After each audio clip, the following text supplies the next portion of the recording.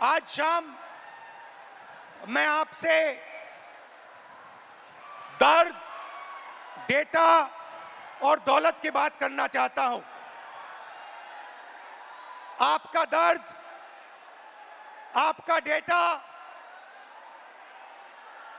मगर आपका धन नहीं, जो आपका होना चाहिए, उनका धन।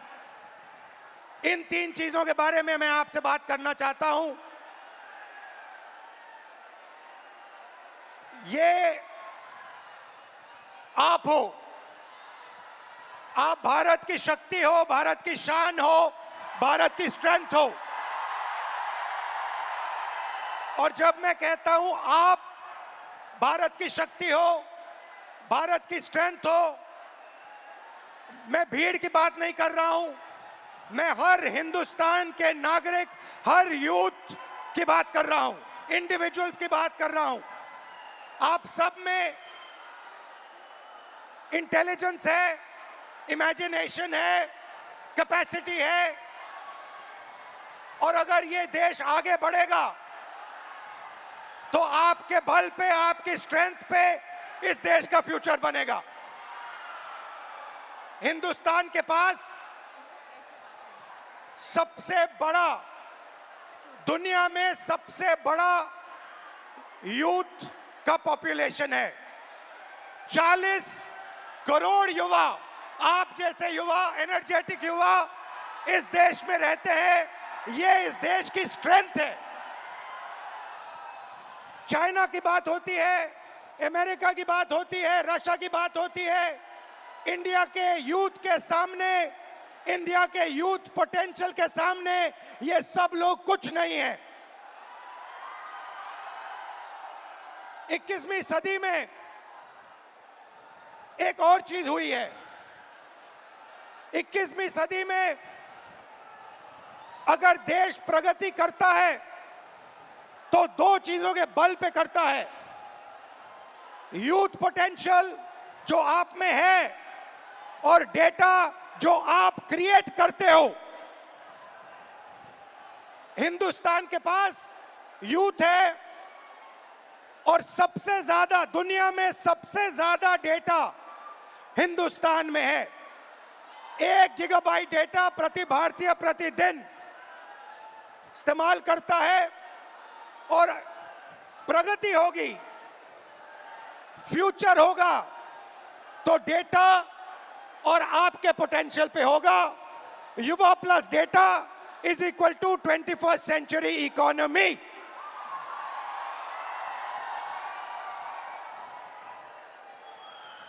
ब्रदर्स एंड सिस्टर्स, मीडिया में एआई की बात होती है। Everybody speaks about AI, but I want to make one thing very clear, and ये आपको समझना चाहिए। आपके डेटा के बिना एआई का कोई मतलब नहीं है। अगर एआई बनता है तो आपके डेटा के बेसिस पे बनता है। 20वीं सदी में पेट्रोल और पेट्रोल इंजन देश को बनाता था।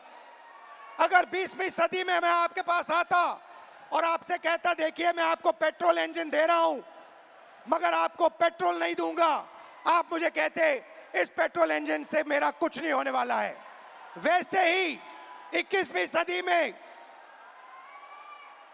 डेटा से ही एआई बनता है। डेटा से आप एआई बना सकते हो, मगर एआई से आप डेटा पैदा नहीं कर सकते हो। और ये डेटा हिंदुस्तान का है और आपका है। आप इसको क्रिएट करते हो, ये आप बनाते हो, ये आपका इमेजिनेशन है, ये हिंदुस्तान की पूंजी है, स्ट्रेंथ है, एसेट है। मगर भाई और बहनों, डेटा आपका, यूथ पोटेंशियल आपका, मगर सिस्टम ने आपको चक्रव्यूह में फंसा रखा है। ये आप देखिए, आपको चक्रव्यूह में फंसा रखा है। भविष्य की बात करें, आप एजुकेशन लेते हो, लाखों करोड़ रुपए आपके परिवारों से लिया जाता है। इंजीनियरिंग, मेडिकल, पोस्ट ग्रेजुएट, जो भी आप पढ़ाई करते हो, आपके परिवारों से, आपके जेब से पैसा छीना जाता है, लाखों करोड़ रुपए लिए जाते हैं और फिर आपको एक सर्टिफिकेट दिया जाता है। आपको कहा जाता है कि हां, आपको एजुकेशन सर्टिफिकेट मिल गया, बीए मिल गया, एमए मिल गया, एमएससी मिल गया, मगर इस सर्टिफिकेट का कोई मतलब नहीं है आज हिंदुस्तान में, क्योंकि यह सर्टिफिकेट आपको रोजगार नहीं दे सकता है। चाहे आप कुछ भी करें, यह सर्टिफिकेट हिंदुस्तान में आपको रोजगार नहीं देता है। आंकड़ा मैं आपको देता हूं, 1000 युवाओं में से सिर्फ 12 युवाओं को परमानेंट नौकरी मिलती है। जहां तक डेटा की बात है, आपका डेटा छीन लिया जाता है। बड़ी बड़ी कंपनीज को, जियो को, अदानी को, फेसबुक, गूगल को आपका डेटा दिया जाता है और आपको फंसाया जाता है। आपको कहा जाता है जितनी भी आपको रील्स देखनी है, जितने आपको व्हाट्सएप मैसेजेस भेजने हैं, जितना आप इंस्टाग्राम पे देखना चाहते हो, रील्स बनाना चाहते हो, आप बनाओ। भाई और बहनों, ये 21वीं सदी का नशा है।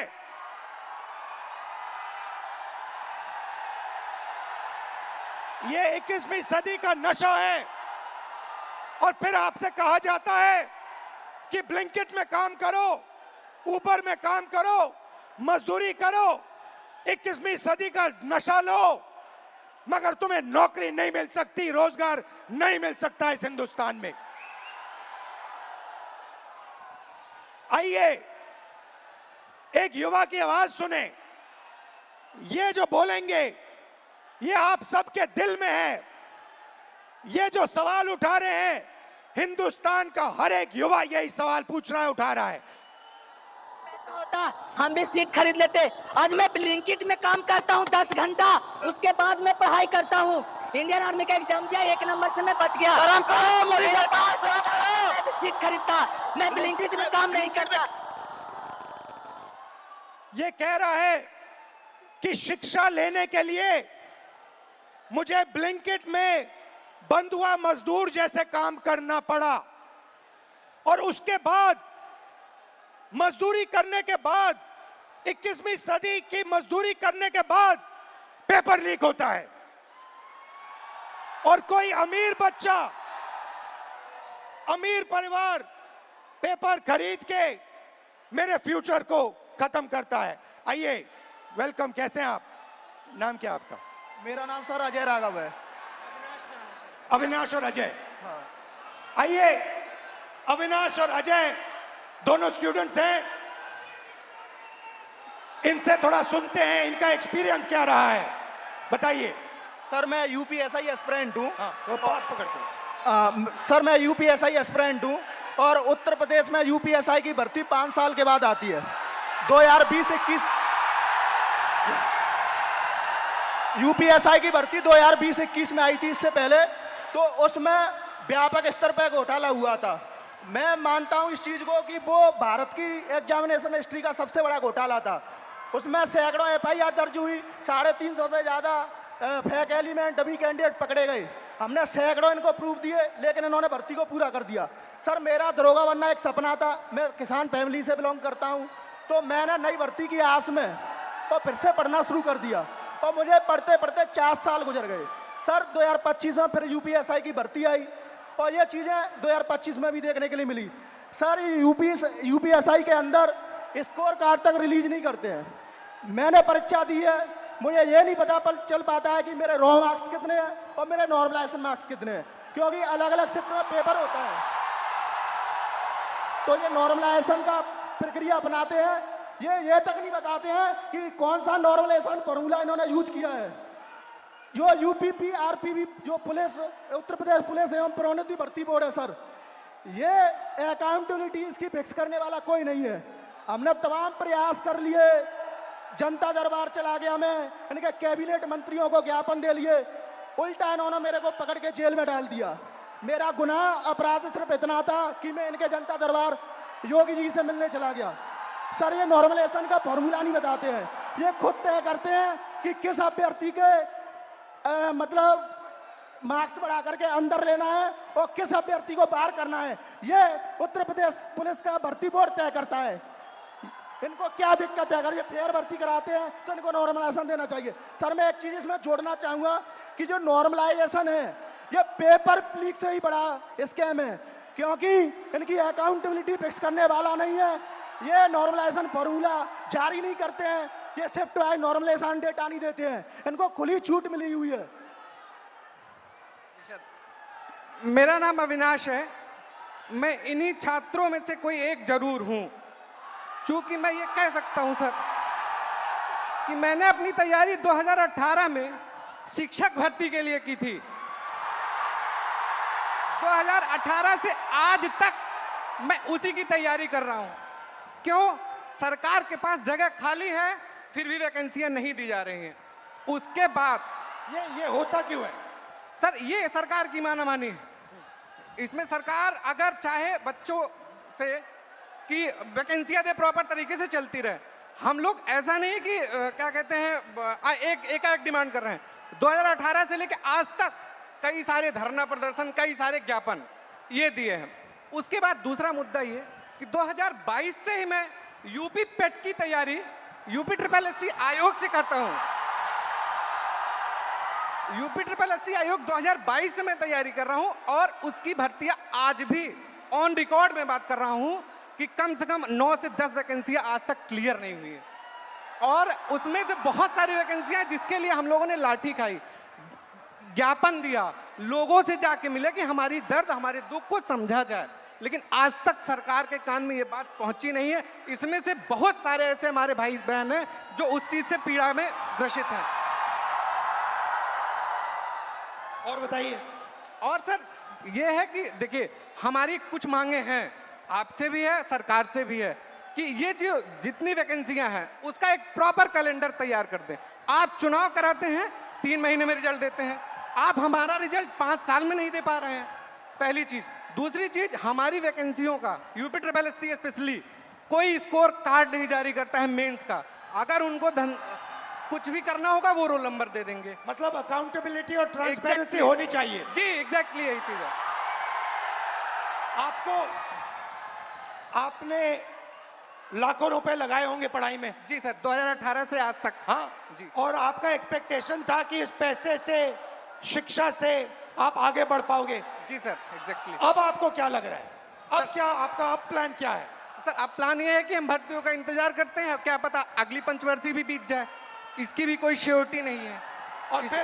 और फिर 3-4 बार एग्जाम करते हो, बीच में पेपर लीक हो जाता है। सर ये इशू तो बहुत सारे हैं। अभी एक यूपी PSC का था, RO का, मैं खुद उसका अभ्यर्थी था।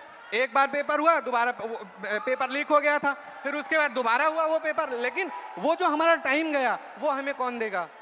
बिल्कुल, जो हमारा टाइम गया, हमारा पैसा। जब आपका पेपर लीक हुआ आपको क्या फीलिंग आई? अंदर क्या लगा आपको, यार ये क्या हुआ, क्या करें क्या? मतलब ये होता है ना सर, कभी कभी एग्जैक्टली मैं बता रहा हूँ, उस 10 बाई 10 के कमरे में कभी आप बैठ के सोचिए कि अगर हमारा पेपर लीक हो गया, हम किससे बात करें अपनी, किसको अपना मुंह दिखाएं कि यार अब मेरा इस बार नहीं हुआ, पेपर लीक हो गया, मैं किससे जाके कहूँ? और सालों आपने मेहनत की, घंटों आपने मेहनत की और 1 सेकंड में पूरा खत्म हो जाता है। सर एग्जैक्टली यही चीजें होती हैं।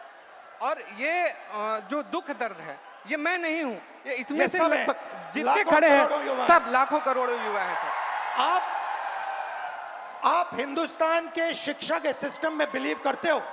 सर प्रेजेंट टाइम में तो बिलीव हमारा नहीं है एग्जैक्टली नहीं है। रीजन, अगर आज 2018 से मैं अब बेरोजगार टहल रहा हूं, कोई स्किल हमें दे दिए होते 2018-17 में, तो मैं कहीं प्राइवेट, फिर सेकेंडरी, इस प्रयागराज में या इस आसपास के इलाकों में हमें कोई ऐसा इशू नहीं है, ऐसे कोई मतलब रिसोर्सेज नहीं है कि मैं प्राइवेट काम कर सकूं, और काम करूं तो वो डेली वेजेस के हिसाब से बहुत कम हो जाएगा। ये आपका क्या है? ये टैटू क्या है? मेरा नाम है अच्छा, अविनाश। आपका नाम है, ठीक है। Thank you Avinash. और कुछ कहना चाहते हो? सर उत्तर प्रदेश में ये पेपर लीक लगातार चल रहे हैं। जब से माननीय योगी आदित्यनाथ जी सरकार में आए हैं तब से मैं उंगलियों पे गिना सकता हूं सर। 2017 दरोगा भर्ती पेपर लीक, उसके बाद यूपी कांस्टेबल 2018 पेपर लीक, उसके बाद 2020-21 की यूपीएसआई भर्ती पेपर लीक, और 2022 का लेखपाल भर्ती पेपर लीक, और 2023 में आरओ एआरओ वो भी पेपर लीक, 2023 का कांस्टेबल भर्ती पेपर लीक, और ये स्कोर कार्ड नॉर्मलाइजेशन की धांधली वर्तमान में चल रही है। सर, मैं इन्हीं शब्दों के साथ आपका बहुत बहुत धन्यवाद करना चाहता हूं कि आप यूथ की आवाज़ उठा रहे हैं लगातार, और मैं सर आपसे आशा की उम्मीद के साथ देख रहा हूं आप इसी तरह हम यूथों की आवाज़ उठाते रहिए। हम आपके साथ पूरी तरीके से, ये जितना भी यहाँ पर स्टूडेंट दिख रहा है ये सब आपके साथ है, सिर्फ आपके लिए आया है sir. Thank you, thank you. तो आपने सुनी उत्तर प्रदेश के स्टूडेंट्स की आवाज। अब प्रॉब्लम क्या है मैं आपको बताता हूं। प्रॉब्लम है कि आप पढ़ाई करते हो, पैसा डालते हो, मेहनत करते हो, मगर रोजगार के सारे दरवाजे हिंदुस्तान में बंद पड़े हुए हैं, एक दरवाजा खुला नहीं है। दरवाजे कौन से हैं? पहला दरवाजा मैन्युफैक्चरिंग का। आज दुनिया में आपको मेड इन चाइना दिखेगा, मेड इन वियतनाम दिखेगा, मेड इन बांग्लादेश दिखेगा, मगर मेड इन इंडिया नहीं दिखेगा। इसका कारण है नोटबंदी और गलत जीएसटी ने हमारे मैन्युफैक्चरिंग सिस्टम को खत्म कर दिया है। जो छोटे व्यापारी रोजगार दिलवाते थे, जो पहले हिंदुस्तान में होता था, leather industry, textile industry, automobile industry, अलग अलग इंडस्ट्रीज में मैन्युफैक्चरिंग जो होती थी, वो सारा का सारा खत्म हो गया है। पहला दरवाजा बंद। दूसरा दरवाजा एंटरप्रेन्योरशिप का, जिसको स्टार्टअप इंडिया कहा गया। स्टार्टअप इंडिया में सबसे जरूरी चीज आप जैसे स्टूडेंट्स को बैंक लोन, छोटे बिजनेसेस को बैंक लोन, फाइनेंशियल सपोर्ट। भाई और बहनों, हिंदुस्तान के बैंक्स आप जैसे स्टूडेंट्स को 1 रुपया कभी नहीं देंगे। अंबानी अदानी को लाखों करोड़ रुपए देंगे, मगर आपको 1 रुपया नहीं देंगे। 90% स्मॉल और मीडियम इंडस्ट्रीज जो हैं, उनको बैंक लोन नहीं मिलता है। एंटरप्रेन्योरशिप का दरवाजा बंद है। तीसरा दरवाजा, जिसको हम कहते हैं सरकारी नौकरी का, जिसमें आप पेपर लीक का सामना करते हो, उस दरवाजे में भाइयों और बहनों 150 में से एक युवा निकलता है। अगर 150 युवा एग्जाम लेते हैं, सरकारी नौकरी ढूंढते हैं, एक युवा उसमें से निकलता है। पब्लिक सेक्टर, जो पहले 10 साल पहले 14 लाख युवाओं को यह रोजगार देता था, भाइयों और बहनों, पब्लिक सेक्टर को प्राइवेटाइज कर दिया गया है। पब्लिक स्कूल्स बंद कर दिए, पब्लिक अस्पताल बंद कर दिए, नवरत्ना उठा के बेच दिए, बीएसएनएल बेच दिया, ऐसी कंपनियां बेच दी, पोर्ट्स, एयरपोर्ट्स, सारा का सारा अदानी जी को पकड़ा दिया।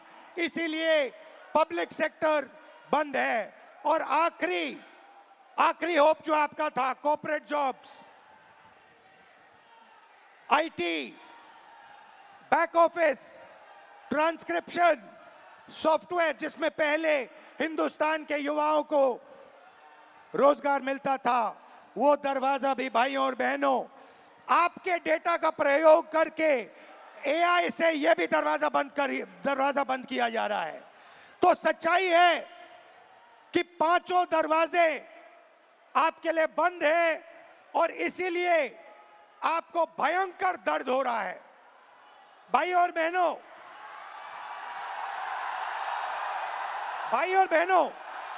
मैं सिस्टम की बात कर रहा हूं। यह सिस्टम क्या है और यह सिस्टम को कौन चलाता है?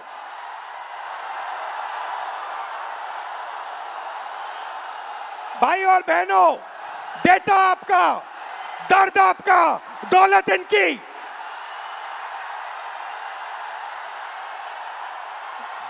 मर्द आपका, डेटा आपका, दौलत इनकी। ये सिस्टम है। अंबेडकर जी ने कहा था सोशल, पॉलिटिकल, इकोनॉमिक। ये देखिए, ये है इकोनॉमिक, पैसा, अदानी। इनकी आमदनी 10 साल में 30 गुना बढ़ी है। ये पहले ग्लोबल रिच लिस्ट में 600 नंबर पे हुआ करते थे, 10 साल के अंदर ये दूसरे नंबर पे पहुंच गए। ये पूरे सिस्टम को फाइनेंशियल सपोर्ट देते हैं। बीच में पॉलिटिकल, मोदी जी, अमित शाह जी। बीजेपी का बैलेंस 150 करोड़ रुपए का होता था बैंक में, आज इनका बैंक बैलेंस 10,000 करोड़ रुपए का है। 10,000 करोड़ रुपए का एक पॉलिटिकल पार्टी का बैंक बैलेंस। नरेंद्र मोदी जी आपका ध्यान भटकाते हैं और पॉलिटिकल सिस्टम चलाते हैं। वोट चोरी होती है, वोटर लिस्ट में ब्राजील की औरतें आती है। और तीसरा, आपके सोच पर कंट्रोल, जो इलाहाबाद यूनिवर्सिटी में किया गया है, आरएसएस के वाइस चांसलर्स बैठा के हर संस्था में प्रचारक, ब्यूरोक्रेसी में प्रचारक, फोर्सेस में प्रचारक, मीडिया में प्रचारक, जुडिशरी में प्रचारक, पैरामिलिट्री में प्रचारक, यूनिवर्सिटी कॉलेजेस में प्रचारक। सोच को कंट्रोल करने का तरीका यह है सिस्टम। भाई और बहनों, मोहन भगवत, नरेंद्र मोदी जी, अमित शाह जी और अदानी जी, इस सिस्टम ने रोजगार खत्म किया। इस सिस्टम ने यूनिवर्सिटीज को कैप्चर किया। इस सिस्टम ने आप पर आक्रमण किया है। मगर इस अंधेरे में आप लोगों ने लाइट चला दी। ये देखिए, इस अंधेरे में आपने वो करा जो आपके माता पिता नहीं कर पाए। वो अपने डर का सामना नहीं कर पाए, मगर हिंदुस्तान के स्टूडेंट्स, हिंदुस्तान के युवाओं ने अपने डर का सामना किया और देश को बदल दिया। आपने आवाज रखी आपने अपनी आवाज रखी, नफरत के साथ नहीं, मोहब्बत के साथ आपने अपनी आवाज रखी। आइए हम आपकी आवाज सुने। नमस्कार, आपका नाम? नमस्कार। और मैं पटना यूनिवर्सिटी से हूँ। नमस्कार। आप? मेरा नाम हिमांशु कुमार हुआ। हिमांशु जी जी जी। शिफत फैज, इलाहाबाद यूनिवर्सिटी LLB। नमस्कार सर, मेरा नाम कुणाल पांडे, मैं इलाहाबाद विश्वविद्यालय से। शाबाश, वेलकम आप सबका। मैं आपसे आज, अभी मैंने कहा कि अंधेरे में आप लोगों ने लाइट दिखा दी, अंधेरे में आप लोगों ने टॉर्च दिखा दी, और आपने प्यार से किया, मोहब्बत से किया, नफरत से नहीं किया, क्रोध से नहीं किया, हिंसा से नहीं किया। तो ये पूरी भीड़ आपका एक्सपीरियंस सुनना चाहती है। आपने क्या सहा, आपने क्या किया, थोड़ा बताइए, एक एक करके बताइए। साथियों, जो 22 जुलाई को पटना में बिहार बंद का कॉल था, हम लोग राजभवन मार्च कर रहे थे और वहाँ एक चीज़ हमें एहसास हुआ कि पुलिस ऐसे मौके की तलाश में थी कि वो हम पे लाठी भी चार्ज कर ले, उन पे इल्ज़ाम ना हो। जब हम राजभवन से थोड़ी देर पहले पहुँचे, वहाँ पे पुलिस वाले थे बिना बैच के, और लाठी की जगह पे वो बैम्बू लिए हुए थे। उनसे जब पूछा गया आपका बैच कहाँ है, तो वहाँ से अधिकारी पूछते हैं कि आप कौन हो पूछने वाले। मैं बताता हूँ तो कहते हैं इससे क्या होगा। हमने कहा सर इतने बच्चे मरे, उनका जवाब कौन देगा। कहते वो तो चले गए, अब क्या तुम भी जाना चाहते हो। मैंने कहा सर वो तो चले गए, लेकिन अब बदलने का वक्त आ गया, क्योंकि अब नहीं बदलेगा सर, कभी नहीं बदलेगा। हम छात्र युवा देश के भविष्य हैं। उसके बाद वो वाटर कैनन चलाने लगते हैं, जिससे हमें फर्क नहीं पड़ता है। उसके बाद वो लाठी चार्ज करते हैं, जिससे उनका टारगेट था या सर पे मारो या पैर में। उन्होंने मेरे पैर पे बहुत मारा, मैं गिर गया। उसके बाद वो लाठी चार्ज करने लगे, स्टोन चलाने लगे, आंसू गैस। और एक बात मैं आपको बता दूं, जब मैं गिर गया उसके बाद जो DSP हैं वो आके दोबारा मेरे पेट पे मार दी, जबकि मेरा लेग डैमेज था। कुछ छात्र मुझे वहाँ से उठा के ले जाते हैं, साइड रखते हैं। पुलिस वाले आके कहते हैं ये छात्र थोड़े हैं, इसको तो जेल भेजना चाहिए। इवन वो एम्बुलेंस नहीं आने देते हैं। मुझे 3 इडियट की मूवी की तरह स्कूटी पे हॉस्पिटल ले जाना पड़ता है। बीच में आ जाओ, बीच में आ जाओ। जैसे सर मैंने बताया कि वो एम्बुलेंस तक नहीं आने देते हैं। हमें 3 इडियट के स्कूटी की तरह मुझे स्कूटी पे हॉस्पिटल ले जाया गया है, और नेक्स्ट डे जब फिर मैं हॉस्पिटल जाता हूँ मुझे डिटेन किया जाता है। मेरे पैर में बैंडेज लगा था, 15 घंटा मुझे थाने में बंद करके रखा गया, और जितने फोटो थे सबसे मुझे मिलाया गया। नाम पूछा गया, जब मैं नाम बताया तो इंचार्ज कहती है इसको तो मुझे लगता है कहीं देखा है। मैंने कहा मैम मैं नॉर्मल स्टूडेंट हूँ, मेरे ऊपर एक भी FIR नहीं है। तो कह रही वो तो मैं देख लूँगा। धमके दिए जाते हैं उन्हें। हमें मैं ये बता दूं कि जब हमें PR बॉन्ड साइन करवाया गया उसके बाद हमारे एड्रेस पे डिटेन करने के लिए छापे पड़ रहे हैं। हम छात्र हैं, देश के भविष्य हैं, और आज आप हमारे पर अत्याचार कर रहे हैं। हम क्या कह रहे हैं, हमें तो नौकरी चाहिए। हम पहले नौकरी के लिए आंदोलन करें, फिर एग्जाम के लिए आंदोलन करें, फिर रिजल्ट के लिए आंदोलन करें, और फिर पेपर लिखे उसके लिए आंदोलन। हम छात्र हैं या आंदोलन जीवी है? हम छात्र हैं, और आप हमसे वोट लेते हैं तो सर सर कहते हैं, भैया भैया कहते हैं। आज हमें कहते हैं कि हम कॉकरोच हैं। सर हम देश के एजेंजी हैं, और आज आपका सत्ता है, कल हम पलट भी सकते हैं। लेकिन ये गलतफहमी मत रहिएगा मोदी जी, हम बिहारी हैं, ठीक है। और मैं एक बात बता दूं, आप मुझे जितने धमके देते, मैं स्वतंत्रता सेनानी परिवार से आता हूं, और ये लड़ाई के लिए कल भी मुझे लड़ने पड़ी तो मैं देश के लिए अपनी जान न्यौछावर कर दूंगा, लेकिन छात्रों के हक के लिए हमेशा लड़ते रहूंगा। क्योंकि राम मनोहर लोहिया ने कहा है ना कि अगर सड़कें सुनी होगी तो संसद आवारा हो जाएगा। तो सर आप जब सरकार डरती है पुलिस को आगे करती है, तो हमारा जवाब है कितनी लंबी जेल तुम्हारी देख लिया देखेंगे। ठीक है, शाबाश।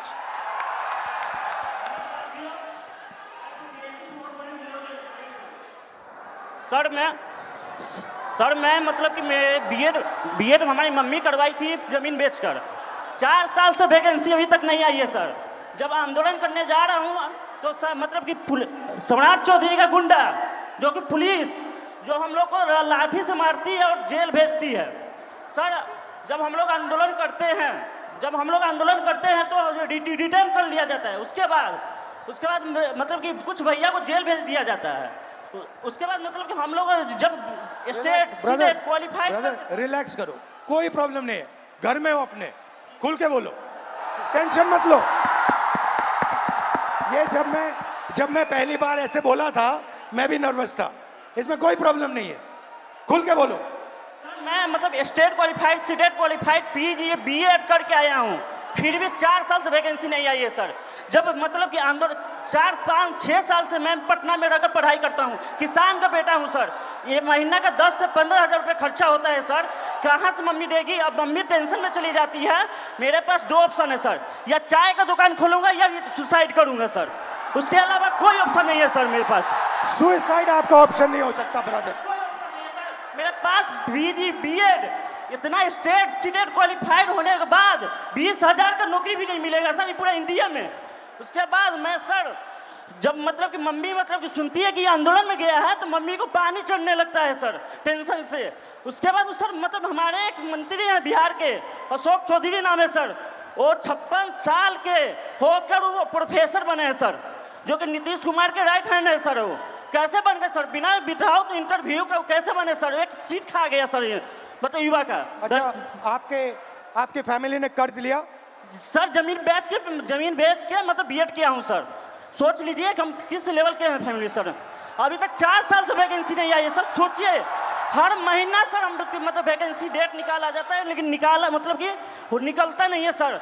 आज भी सितंबर में एग्जाम का डेट दिया हुआ है, अभी तक फॉर्म नहीं आया है सर। फिर आंदोलन करूंगा, फिर थाना में जमा होऊंगा, लेकिन डरूंगा नहीं सर इस सम्राट चौधरी के गुंडा से।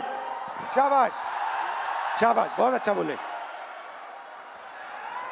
ग्रीटिंग्स टू ऑल, मेरा नाम शिफत फैज है और मैं थोड़ा पास से पकड़ा। ग्रीटिंग्स टू ऑल, मेरा नाम शिफत फैज है और मैं फर्स्ट फीमेल वाइस प्रेसिडेंट हूँ पटना यूनिवर्सिटी स्टूडेंट यूनियन की, इंडिपेंडेंटली इलेक्टेड। जब 20 तारीख को दिल्ली के जंतर मंतर के प्रोटेस्ट के दौरान पुलिस और गवर्नमेंट के थ्रू स्टूडेंट पर ब्रूटली मारा पीटा गया, उन पर वाटर कैनाल्स फेंके गए, उन पर टीयर गैसेस चार्ज किए गए, उसके खिलाफ 22 जुलाई को पटना में स्टूडेंट्स ने प्रोटेस्ट का कॉल दिया। वहाँ स्टूडेंट्स मौजूद हुए और पीसफुल प्रोटेस्ट उन्होंने स्टार्ट किया, लेकिन फिर बिहार पुलिस और बिहार सरकार ने स्टूडेंट के साथ फिर से ब्रूटली ट्रीट किया, उन्हें मारा और रातों रात उनके घर से उन्हें डिटेन कर लिया जाता है बिना इस जानकारी के कि वो कौन से पुलिस स्टेशन में है, वो कौन से किस थाने में है। इन सब हमने 23 जुलाई को पेपर लीक के खिलाफ, स्टूडेंट ब्रूटैलिटी के खिलाफ और बिना अनलॉफुल वे में डिटेन होने के खिलाफ एक प्रोटेस्ट रखा अपने यूनिवर्सिटी के कैंपस में। लेकिन हमारे प्रोटेस्ट स्टार्ट करने से पहले ही वहाँ पर पुलिस, सीआरपीएफ और एसडीएम मौजूद थे। सर, हम छात्र हैं और हमें एज अ वाइस प्रेसिडेंट मुझे यूनिवर्सिटी के गेट से घुसने नहीं दिया जा रहा था। फिर भी क्योंकि मेरा वो प्रोटेस्ट था, हम लीड करने के लिए जैसे तैसे घुसे। हमारे कुछ फेलोज जो प्रोटेस्ट ज्वाइन करने आ ही रहे थे, उन्हें पुलिस गेट से ही भगा देती है और कुछ फेलोज को लाठी चार्ज कर डिटेन कर लेती है बिना किसी मेडिकल ट्रीटमेंट के। उनका सर 10 से 12 घंटा फूटा रहता है पुलिस स्टेशन पे।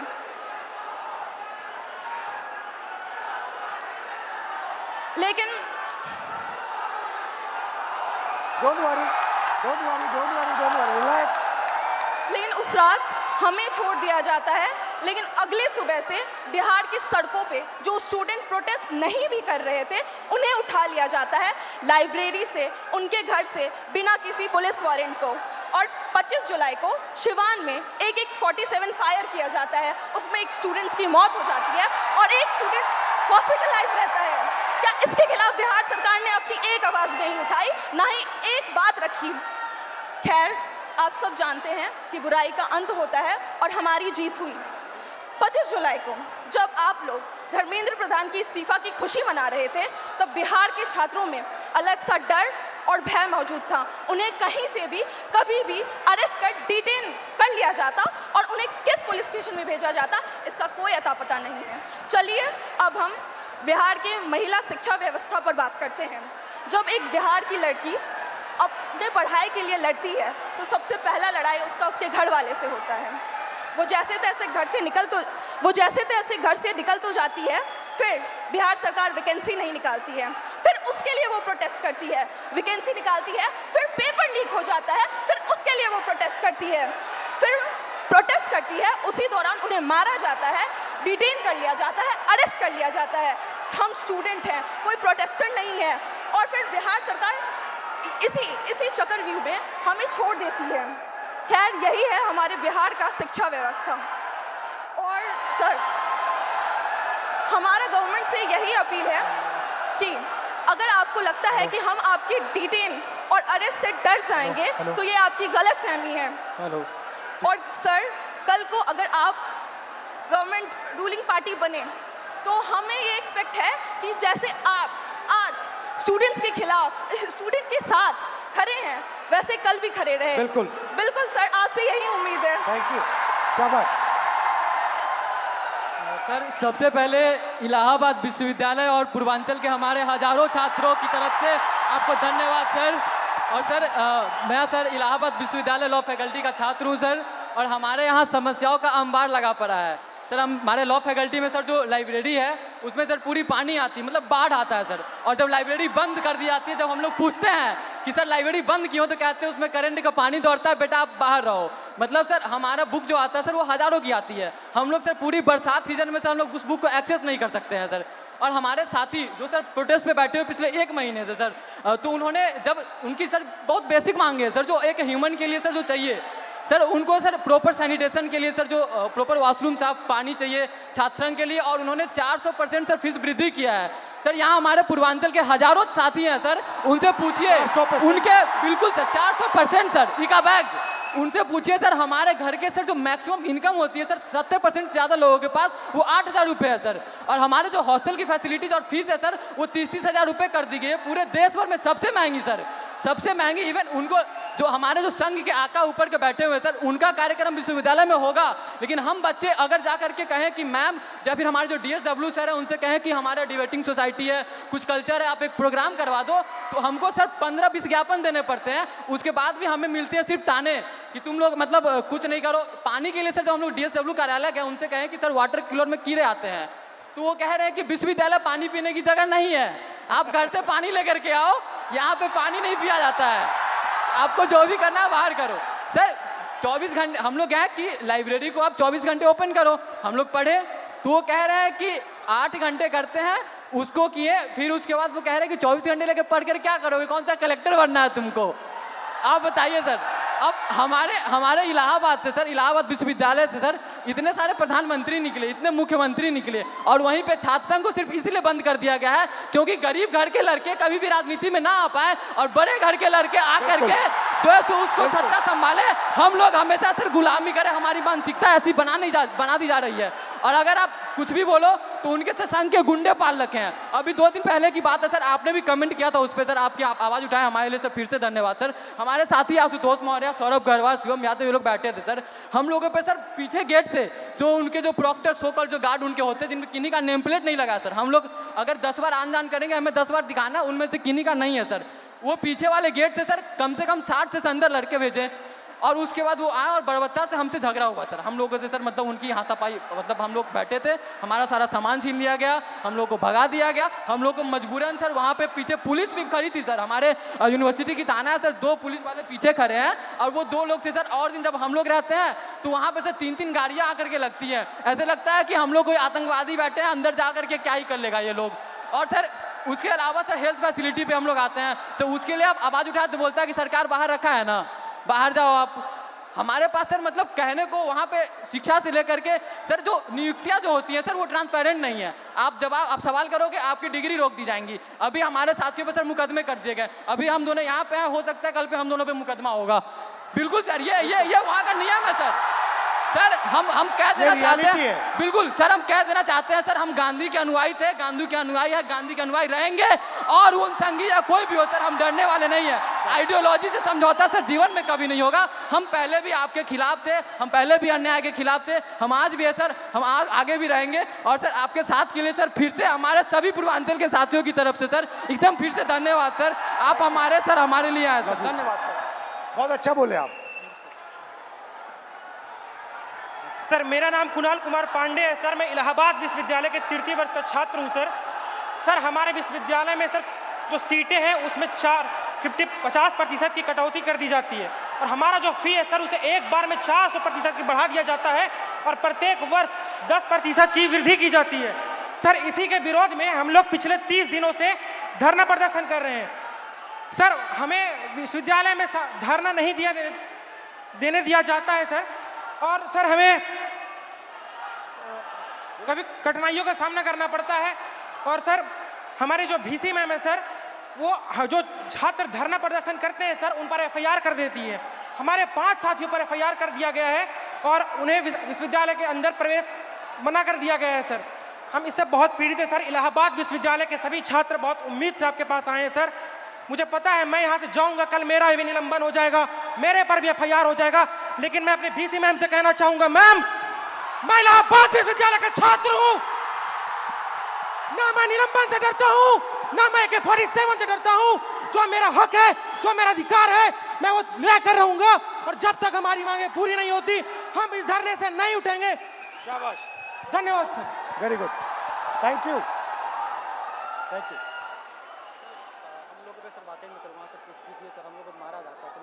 अब मुझे बुला लो, मैं आ जाऊंगा। हाँ, अलंकार है, मुझे बुला लो, मैं आ जाऊंगा। ठीक है, घबराओ मत। Very good. तो ये थी बिहार और उत्तर प्रदेश और इलाहाबाद यूनिवर्सिटी की आवाज। अब मैंने आपसे कहा कि आपने अंधेरे में टॉर्च जला दी, आपने हिंदुस्तान के स्टूडेंट्स को जगा दिया। आप सब अब बात समझ गए हो। मैंने आपसे सिस्टम की बात की। हम नफरत से और हिंसा से कभी काम नहीं करेंगे। हिंदुस्तान का कल्चर सत्य और अहिंसा का है, नफरत का नहीं है, और एक भी स्टूडेंट के दिल में नफरत नहीं होनी चाहिए, सिर्फ मोहब्बत होनी चाहिए। मैंने आपको पिछली स्लाइड में मोदी जी की फोटो दिखाई, अमित शाह जी की फोटो दिखाई, अदानी जी की दिखाई, मोहन भागवत की दिखाई, मगर नफरत नहीं करनी है, सिस्टम बदलना है। प्यार से, मोहब्बत से, नफरत से नहीं। सिस्टम को खत्म, टाटा बाय बाय करना है। आप सबका दिल से बहुत बहुत धन्यवाद, इस रिस्पांस के लिए धन्यवाद। और जो आप प्रोटेस्ट कर रहे हैं, जो आप अपने हक की लड़ाई लड़ रहे हैं, उसको आप करिए, मैं आपके साथ उसमें खड़ा हूं, खड़ा रहूंगा। है जैसे सर ने कहा, खत्म tata bye bye bye. Bye, खत्म टाटा बाय बाय। और बदलाव तो आ रहा है सर, और आएगा भी।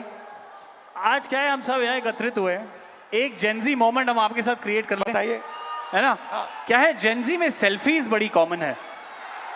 चलिए, फोन है, ये हमारा फोन तैयार है सर, हम सब तैयार है सर के साथ सेल्फी के लिए।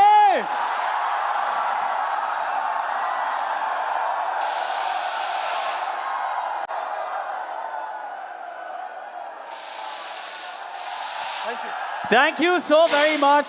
लवली।